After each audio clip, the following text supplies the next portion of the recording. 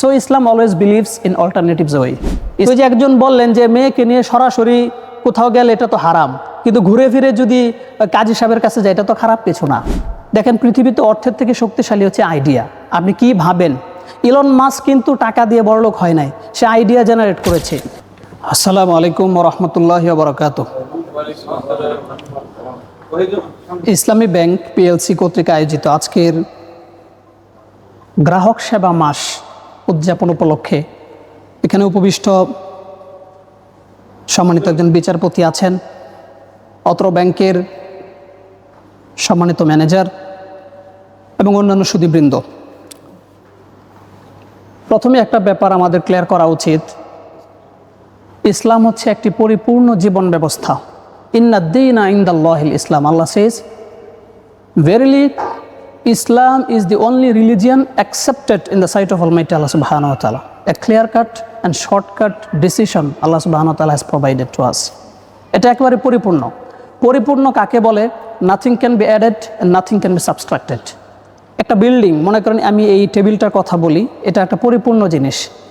এখানে আমি কোনো কিছু অ্যাড করতেও পারবো না, আবার কোনো কিছু এখান থেকে রহিতও করা যাবে না। এটাকে বলা হয় পারফেক্ট বা পরিপূর্ণ। তো ইসলাম একেবারে অর্থনীতির ব্যাপারে শুরু থেকে শেষ পর্যন্ত, যেহেতু অর্থনীতি মানুষের সাথে ওতপ্রোতভাবে জড়িত, এই ব্যাপারটা ইসলাম খুবই ক্লিয়ার করেছে। তো ইসলামের অর্থনীতির ব্যাপারে বিশদ আলোচনা আছে। আমি কয়েকটি কি পয়েন্ট নিয়ে আলোচনা করব। প্রথমত হচ্ছে যে ওয়াই উইল ইউ চুজ ইসলামী banking? There are lot of other banking system across the country, but why will you choose Islamic bank? ইসলাম ব্যাংকে আপনি এজন্যই প্রাধান্য দিবেন বা এজন্য ইসলামী ব্যাংকের সাথে থাকবেন, তার কারণ হচ্ছে আল্লাহ তাআলা বলেছেন, সূরা হাদীদে আছে, মান যাল্লাযী ইউকরিদুল্লাহ করদান হাসানা ফায়ুদাইফাহু লাহু আজরুন কারীম। এই আয়াতের একেবারে সহজ সরল অর্থ হচ্ছে, মান যাল্লাযী, তোমাদের মধ্যে কে এমন আছো, ইউকরিদুল্লাহ, যে আল্লাহ তাআলাকে করজ দিবে। আল্লাহ তাআলাকে করজ দিবে, তোমাদের মধ্যে এমন কেউ আছো কি বা কে আছে? ফায়ুদাইফাহু লাহু আজরুন কারীম। যদি আল্লাহ তাআলাকে করজ দিতে পারো, তিনি তোমাদের এই করজটাকে, ঋণটাকে বহু গুণে দ্বিগুণ করে, বহু গুণে গুণান্বিত করে, অনেক প্রাচুর্য মণ্ডিত করে তোমাদেরকে সেটা ব্যাক করবেন। ওয়ালাহু আজরুন কারীম, এবং তার জন্য আছে সম্মানজনক জীবিকা। তো দেখেন, আমি একজন হুজুর মানুষ, তো আমি যদি মসজিদের একজন ইমাম হিসাবে আমি আমার মুসল্লিকে ওয়াজ করলাম যে হাল্লাল্লাহুল বাইআ ওয়া হারামার রিবা, যে সুদ হচ্ছে হারাম আর ব্যবসাকে আল্লাহ তাআলা হালাল করেছেন। আমি 1 ঘন্টা একটা স্পিচ দিলাম আমার মুসল্লিদের উদ্দেশ্যে। তো মুসল্লিরা তো মধ্যবিত্ত, নিম্ন মধ্যবিত্ত, চাই উচ্চবিত্ত হোক, what ever he can be.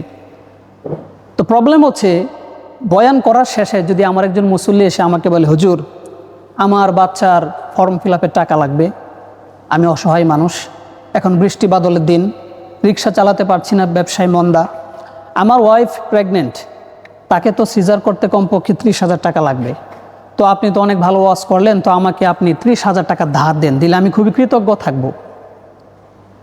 তো তখন আমি কি বলবো? এদেশের প্রেক্ষাপট হচ্ছে, একজন মসজিদের ইমামের গ্রামগঞ্জে বেতন এখনও 2,000 টাকা আছে, 5,000 টাকা আছে। আমি যদি শহরের কথাও বলি, সেটা হয়তো 20 থেকে 30,000 টাকার মধ্যে হবে, যাই হোক।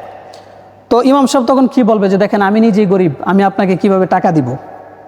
আমি কেন কথাটা বলছি? There are so many religions around the world. Christianity, Judaism, Sikhism, there are so many religions. But Islam, what makes different? Islam is the complete code of life.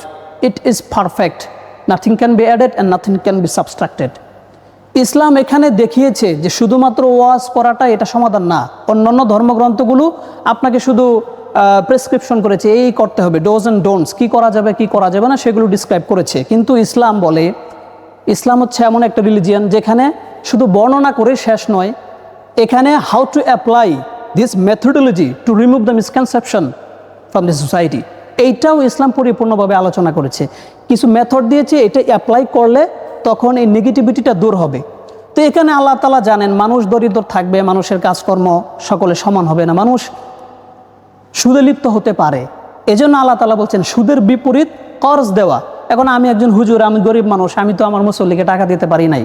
তো ইসলামী bank, what does it do? এই ইসলামী bank মানুষকে কর্জ দেয়, মানুষকে ঋণ দেয়। এজন্যই প্রত্যেকটা মানুষের উচিত, যেহেতু আমি পার্সোনালি ঋণ দিতে পারি না, কিন্তু আমার কিছু ক্ষুদ্র ক্ষুদ্র টাকার বিনিময়ে ইসলামী ব্যাংক একটি হিউজ অ্যামাউন্ট সংগ্রহ করে এই আমার টাকা থেকে যদি সমাজের অসহায় মানুষ, গরিব মানুষদেরকে যদি ঋণ দিতে পারে, তাহলে আলটিমেটলি এই ঋণটা তো আমিই দিলাম। আর আমার এই ঋণ দেওয়ার কারণে আলটিমেটলি আল্লাহ তাআলা আমার এই ঋণকে কর্জে হাসানা হিসাবে আল্লাহ তাআলা কবুল করে আমাকে অনেক বেশি জাযা দিতে পারেন। এটা সম্ভব। এই উদ্দেশ্যে আমরা ইসলামী ব্যাংকে আমরা লেনদেন করে থাকি। এখন ইসলামী ব্যাংক তারা ঋণ দিচ্ছে, আমাদের কিছু কনসেপশন এখানে বুঝতে হবে। অনেক মিসকনসেপশন আছে সমাজে। একজন বললেন যে ঘুরিয়ে পেঁচিয়ে ইসলামী ব্যাংক সুদই খাচ্ছে। আসলে আমি কিছু টার্ম নিয়ে আলোচনা করব। ইসলামী ব্যাংক আপনার টাকাটা নিয়ে কি করে? সোনালী ব্যাংক আছে, রূপালী ব্যাংক আছে, আদার্স অনেক ব্যাংকিং ব্যবস্থা আছে। তো তারাও তো টাকা নিচ্ছে, তারা কি করে? আর ইসলামী ব্যাংক কেন সুদ নিচ্ছে না, বা এটা কেন ডিফারেন্ট, এই ব্যাপারটা বোঝার জন্য আমি কয়েকটি টার্ম বলবো। দেখেন, ইসলামী ব্যাংক আপনার থেকে টাকা নেয়, নিয়ে কি করে তারা? ইসলামী ব্যাংক লেনদেনের কিছু টার্ম আছে, যেমন ভাই মুরাবাহা একটি টার্ম আছে না, এটা চলমান মুরাবাহা। তো মুরাবাহায় কি হয়, খুব সহজ করে বলি, একাডেমিক ভাষা বাদ দিয়ে, গ্রামের একজন সহজ সরল মানুষ সে একটি ঘর করবে, মেয়েকে বিয়ে দিতে হবে। এখন মেয়ে বিয়ে দেওয়ার আগে ঘরটা তো মেরামত করা দরকার, এই জন্য তার টাকার প্রয়োজন। ইসলামী ব্যাংকে এসে ম্যানেজার সাহেবের কাছে এসে ওই দরিদ্র অসহায় কৃষক মানুষ বলল যে স্যার, আমার তো ঘর করতে হবে, 10 লক্ষ টাকা দরকার, তো আপনি আমাকে ঋণ দেন। তো ইসলামী ব্যাংকের ম্যানেজার বলল, ইটস ওকে, আপনাকে 10 লক্ষ টাকা বাবদ মালামাল কিনে আমরা আপনাকে দিয়ে দিব। এটা আমরা আপনাকে ঋণ দেই নাই, বরং আপনাকে আমরা 10 লক্ষ টাকার মালামাল কিনে দিয়েছি, আর এই মালটা আপনার কাছে আমি বিক্রি করলাম, সো আপনি আমাকে 11 লক্ষ টাকা ব্যাক করবেন, এবং এটা সময়ে সময়ে ধাপে ধাপে আপনি দেবেন, কোনো প্রবলেম নাই, নট এট অল। এটা হচ্ছে ভাই মুরাবাহা। এখানে কি কোনো সুদ আছে? ব্যাংক সে কর্তৃত্ব নিয়ে এই টাকাটা দিয়ে মাল কিনে সে একজন গ্রাহককে বলল, এই যে মাল দিলাম। আমি কিন্তু পলিসি বলছি, যদি আপনি ইসলামকে বুঝতে চান, look back the Holy Quran, look back the authentic sayings of Prophet সাল্লাল্লাহু আলাইহি ওয়াসাল্লাম। Don't look at me, I am not exemplary Muslim. Exemplary Muslim is only Prophet Muhammad, peace be upon him. So আমি ইসলামী ব্যাংকের policy নিয়ে আলোচনা করছি, যদি তারা এক্সিকিউশন না করে এটা তাদের ব্যাপার। তো মুরাবাহার ক্ষেত্রে ব্যাংক কর্তৃপক্ষ একজন ব্যক্তিকে ওই 10 লক্ষ টাকার মালামাল কিনে তাকে দেয় যে তোমার কাছে আমি এটা বিক্রি করলাম, তুমি যেহেতু আমি ব্যবসা করছি, তুমি আমাকে 11 লক্ষ টাকা ব্যাক করবা সময়ে সময়ে, কোনো প্রবলেম নাই। দ্বিতীয়ত, ইসলামী ব্যাংকে আরেকটি সিস্টেমে লেনদেন করে থাকে, সেটা হচ্ছে ভাই মুরাদাবা। তো মুরাদাবার মধ্যে কি হয়? মুদারাবাতে কি হয়? দেখেন, আমার মেধা আছে, আপনার টাকা আছে। তো ইসলামী ব্যাংকের কাছে এসে আমি বললাম যে আমি একটি ব্যবসা করতে চাই, আমার এই আইডিয়া। দেখেন, পৃথিবীতে অর্থের থেকে শক্তিশালী হচ্ছে আইডিয়া। আপনি কি ভাবেন? ইলন মাস্ক কিন্তু টাকা দিয়ে বড়লোক হয় নাই, সে আইডিয়া জেনারেট করেছে, সে এমন কিছু নিয়ে কাজ করেছে that's total unique and no one can invented. তার মতো করে কেউ এটা আবিষ্কার করতে পারে না, এই জন্য সে আসলে ইলন মাস্ক হয়েছে। বিল গেটস কী করেছে? আমাদের যে মাইক্রোসফট আছে, সে কিভাবে ভেবেছে, দেখেন এমন কিছু নিয়ে কাজ করেছে, আজকে আইডিয়ার কারণে সে বিলিয়নিয়ার। যাই হোক, তো আমার মেধা আছে কিন্তু আমার টাকা নাই, এখন একটা ব্যবসা করা দরকার। আমি ইসলামী ব্যাংকের ম্যানেজারের সাথে শেয়ার করলাম, ভাই আমি এমন একটা প্রতিষ্ঠান করতে চাই বা একটা প্রজেক্ট করতে চাই, এটার মেধা, শ্রম, পরিচালনা সব আমি বুঝি, কিন্তু আমার টাকা নাই। এখন ইসলামী ব্যাংক কর্তৃপক্ষ বা মুদারাবা বুঝাচ্ছি, কিন্তু ইসলামী ব্যাংক কর্তৃপক্ষ তিনি আমাকে অর্থ দিলেন, যে আমি একটা প্রজেক্ট করব, তিনি আমাকে অর্থ দিলেন। তো আমার মেধা দিয়ে আমি এটাকে পরিচালনা করব। শর্ত এবং চুক্তি হচ্ছে যে এই প্রজেক্টটাকে পরিপূর্ণ করতে আপনি মেধা দিতে থাকবেন, আর আমরা নির্দিষ্ট একটি অ্যামাউন্ট দিলাম।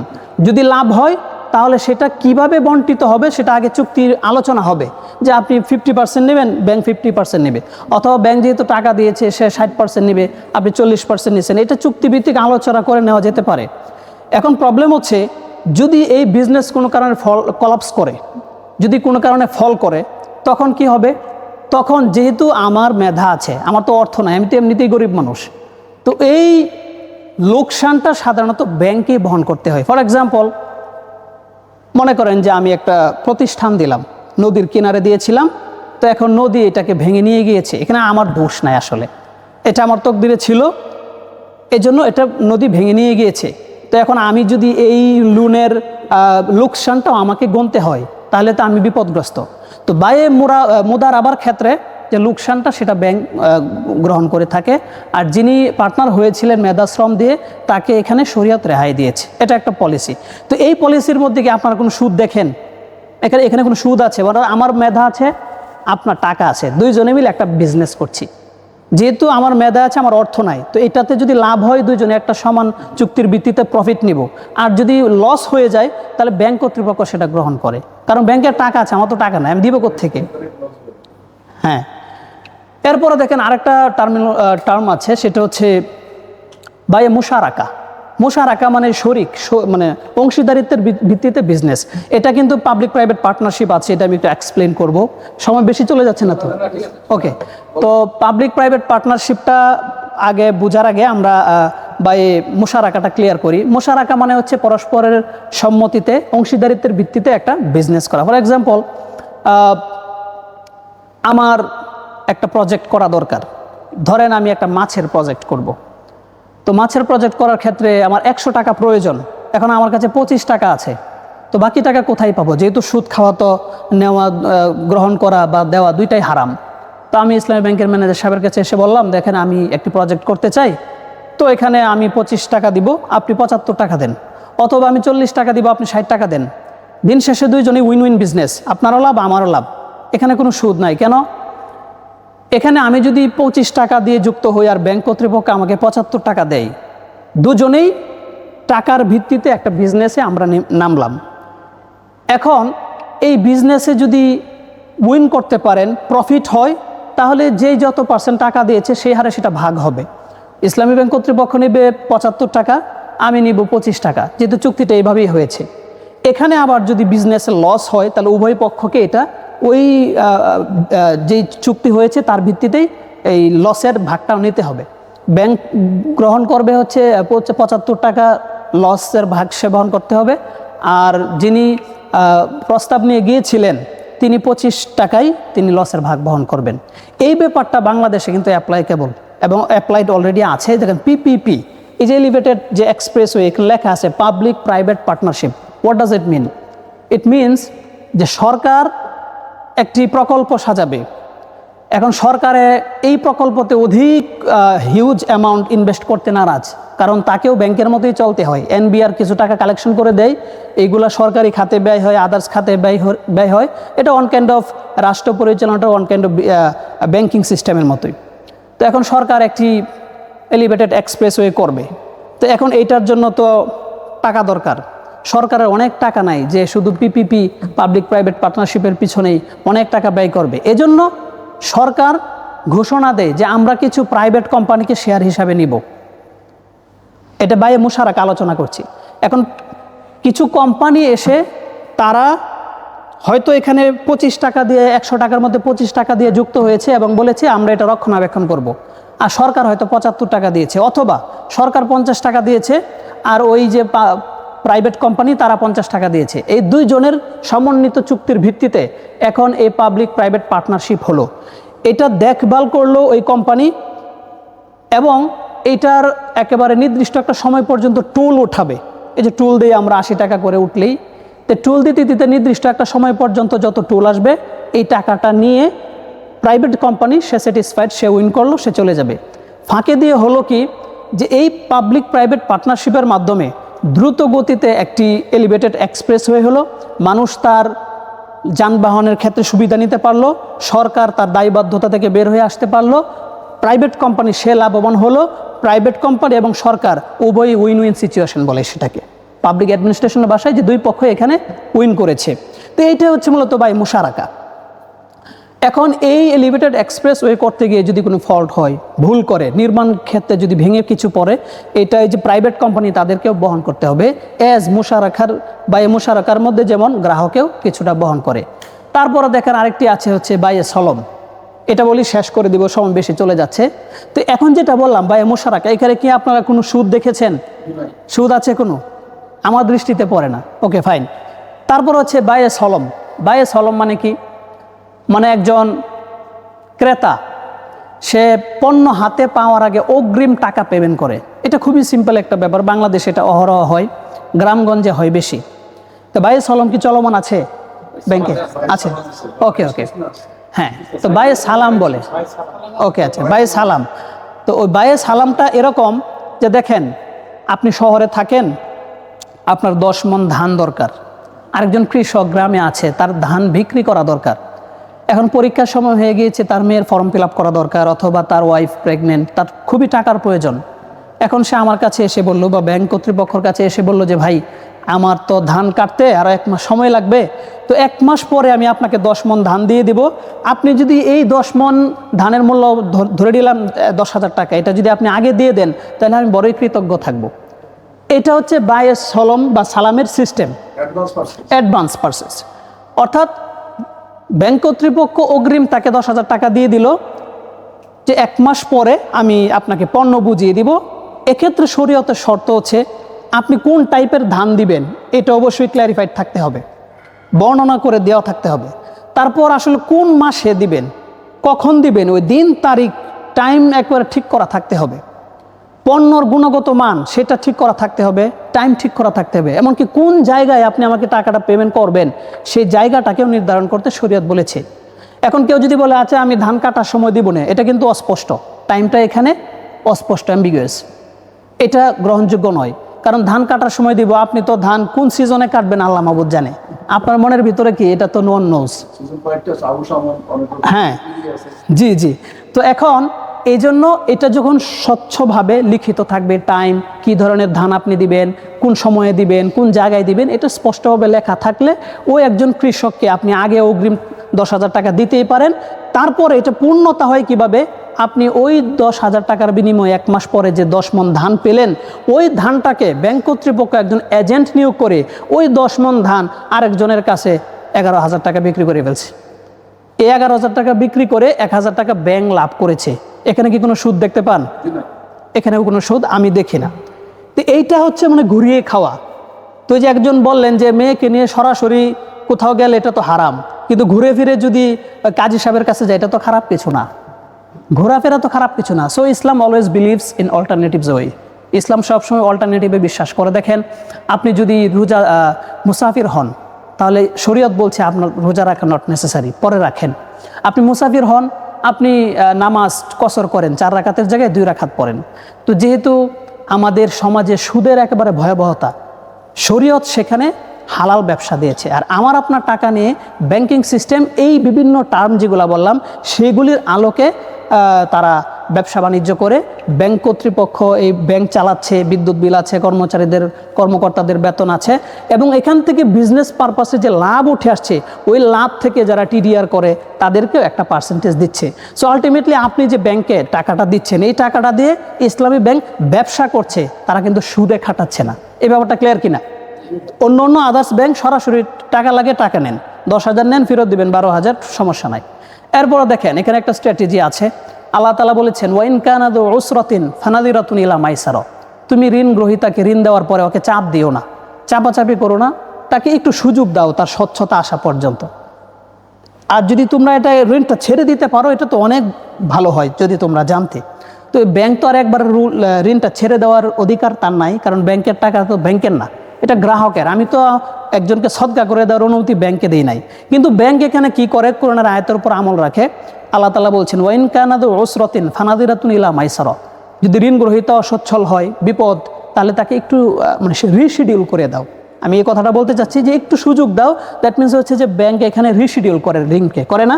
এই রিশিডিউলটা কোত্থেকে আসছে, সময়টা বাড়ায় দেয়, এটা ওই আয়াত থেকে তারা অ্যাপ্লাই করছে। এবং ব্যাংক এখানে কোরআনের আয়াতের উপর আমল করে। দেখেন ইয়া আইয়ুহাল্লাযিনা আমানু ইযা তাদায়ানতুম বিদাইনিন ইলা আজালিন মুসাম্মান ফাকতুবু, আল্লাহ বলছেন তোমরা পরস্পরের সম্মতির ভিত্তিতে যখন কোনো লেনদেন করবে, কোনো ঋণ দিবে, ফাকতুবু, রাইট ইট ডাউন, সাথে সাথে এটা লিখে করো। এই আয়াতটি নাজিল হয়তো আজ থেকে প্রায় 15 বছর আগে হয়েছে। তৎকালীন আরবে আপনার লেখালেখির যে একটা সূচনা এটা তেমন ছিল না, কিন্তু আল্লাহ তাআলা তিনি এতটাই পরিপূর্ণভাবে ইসলামকে মডিফাই করেছেন, তিনি এখানে বলছেন না, এই ইসলাম যেহেতু পরিপূর্ণ, কোরআন কিয়ামত পর্যন্ত এটা শরীয়তের ক্রাইটেরিয়া, সো তোমরা এটা লিখে রাখবা। লিখিত থাকলে কোনো সমস্যা নাই, ব্যাংকেও কিন্তু সব কিছু লিখিয়ে রাখে, ঋণ দিচ্ছে লিখিত, জেনে নিচ্ছে সেও লিখিত, দ্যাটস ইট। কোরআনের আয়াতের উপর আমল হচ্ছে। তো সম্মানিত ভাই ও বোন যারা উপস্থিত আছেন, সময় খুবই কম, আমাকে 5 মিনিট বলা হয়েছে, আর 2 মিনিট হয়তো আছে। তো যেই কথাগুলি বললাম, আলটিমেটলি আমরা ইসলামী ব্যাংকের সাথে থাকবো ইনশাল্লাহ। কেন? যেখানে আল্লাহ তাআলা অল্টারনেটিভ দিয়েছেন ঋণ, আরেক জায়গায় আছে সুদের কথা, আরেক জায়গায় আছে ব্যবসার কথা। ইসলামী ব্যাংকের সাথে যদি আপনারা থাকেন, ব্যবসাও হচ্ছে, আপনার টাকা দিয়ে একজনকে আপনি ঋণও দিতে পারছেন, ঋণ দিয়ে আপনি লাভও পাচ্ছেন, এটাই হচ্ছে কল্যাণ, এটার মধ্যে শান্তি। আমরা সুদভিত্তিক অর্থব্যবস্থায় যাব না। এখন আমরা যারা সুদভিত্তিক অর্থব্যবস্থাকে দূরে ঠেলে দিয়ে জাকাত ভিত্তিক বা ঋণ ভিত্তিক অর্থব্যবস্থার দিকে ধাবিত ইসলামী ব্যাংক এটার ক্ষেত্রে এগিয়ে যাচ্ছে, এটা কিন্তু আবার অনেকের ভালো লাগে না, অনেকের ভালো লাগে না। এজন্য সরকার কর্তৃক হোক অথবা অন্য কোনো চাপের কারণে হোক, নানান সময় ইসলামী ব্যাংকের উপর বিপর্যয় আসে। এটা আসবে, এটা আল্লাহ রাসূলের উপরে এসেছিল। সূরা ইসরা 17 নম্বর সূরার 81 নম্বর আয়াতে আল্লাহ বলছেন, অকুল জাআল হাক্কু ওয়া যাহাকাল বাতিল ইন্নাল বাতিলা কানা যাহুকা। O my prophet, say the truth has come and falsehood has perished and verily falsehood should be perishable. সত্য এসেছে, মিথ্যা দূরীভূত হয়েছে, আর মিথ্যা চিরকাল মিথ্যা, মিথ্যা কোনোদিন সত্যের উপর বিজয় হতে পারে না। সম্মানিত ভাই বোন, আপনাদের প্রতি আমি রিকোয়েস্ট রাখবো, লেনদেন যেহেতু করতেই হবে, এটা অর্থনীতির চলমান আছে, করা লাগবে। আমরা ইসলামী ব্যাংকের সাথে ছিলাম, আছি, এবং আমাদের পরবর্তী প্রজন্মকেও ইসলামী ব্যাংকের সাথে থাকার জন্য আমরা উদ্বুদ্ধ করে যাব। সেই রিকোয়েস্ট এবং ভালোবাসা, অভিনন্দন ব্যক্ত রেখে আজকের মতো এখানে শেষ করছি। আসসালামু আলাইকুম ওয়া রাহমাতুল্লাহি ওয়া বারাকাতুহু।